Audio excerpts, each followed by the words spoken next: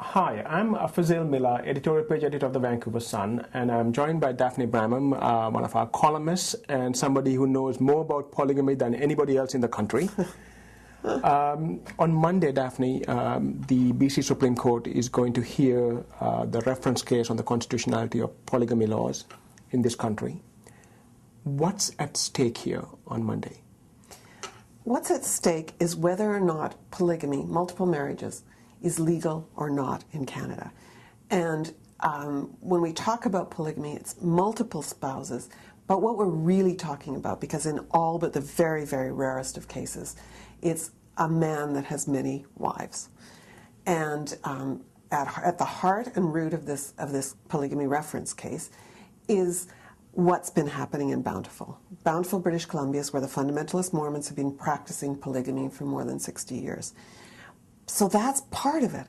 But the bigger question really is, if we believe that polygamy is okay, do we really want to throw down the welcome mat for other religious groups that practice polygamy and for polyamorous? And what we know is the other big religious group that practices polygamy is Islam.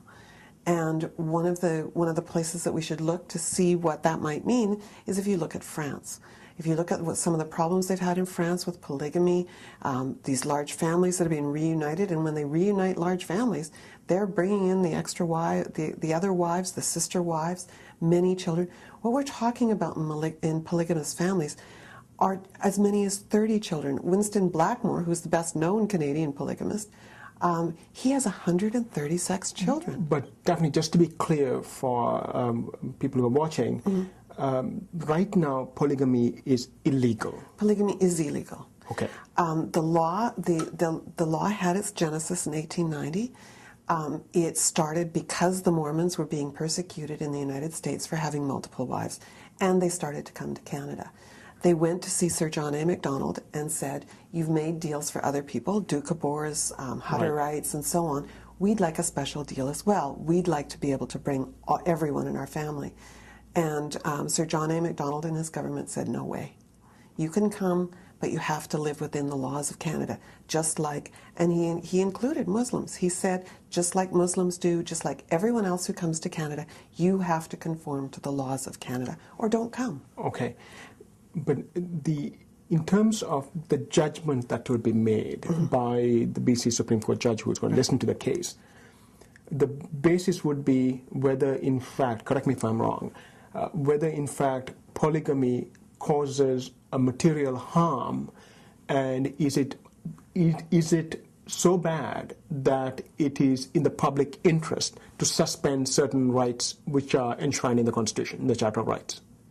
That's partially right. Okay. Section 1 of the Constitution sets out that there is you can limit people's rights if there's harm. It doesn't say substantial harm. Okay. It doesn't say harm to whom.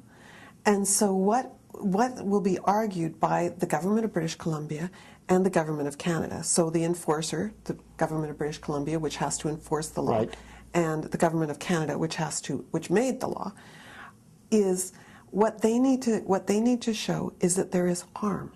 And that harm could be to the people within the polygamous community, right, such as the boys who have to leave because they won't get wives, who either choose to leave or have to leave.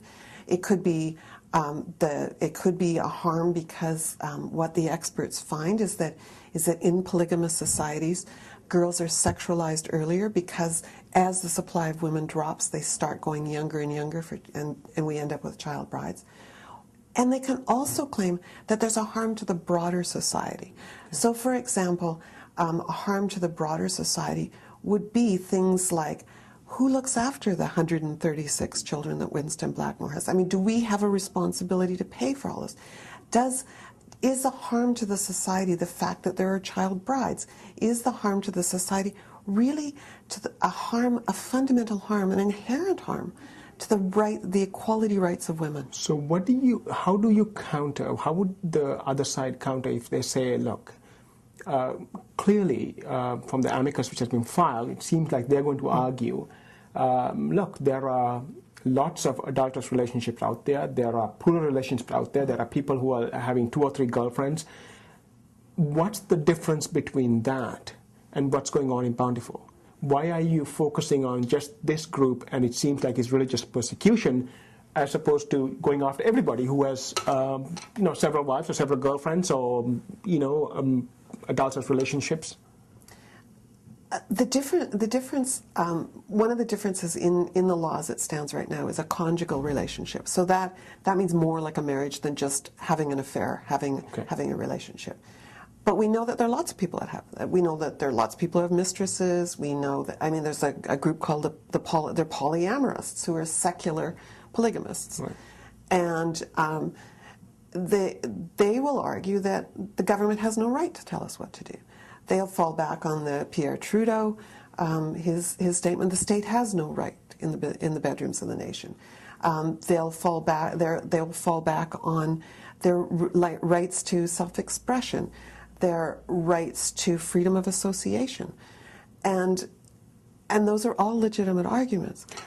But this case will go on, in terms of, I understand that they are legitimate. But these. So the judge. So how long is this case going to go on in terms of the hearings, and when will we know what the judgment is?